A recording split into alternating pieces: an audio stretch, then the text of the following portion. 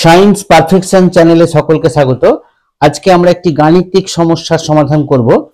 সমস্যাটি হলো problem if 60% of 25% of 5/6 of x is 630 then find the value of x। যদি x এর 5/6 অংশের 25% এর 60% এর মান 630 হয় তবে x এর মান কত হবে? সমাধান সলিউশন।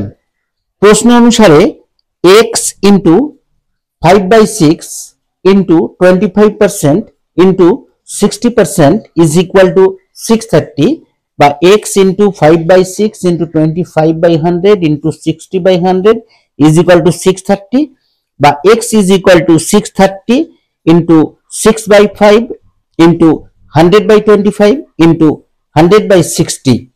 এটাকে কাটাকুটি করলে হচ্ছে 504 ইন্টু 10 ইজ ইকুয়াল টু 5040। অর্থাৎ x এর 5/6 অংশের 25% এর 60% এর মান যদি 630 হয় তবে x এর মান হবে 5040। আজ এই পর্যন্তই। আমার ক্লাসটা শোনার জন্য সকলকে ধন্যবাদ। ক্লাসটা ভালো লাগলে একটা লাইক দেবে, বন্ধুদের সঙ্গে শেয়ার করবে এবং চ্যানেলটিকে সাবস্ক্রাইব করবে।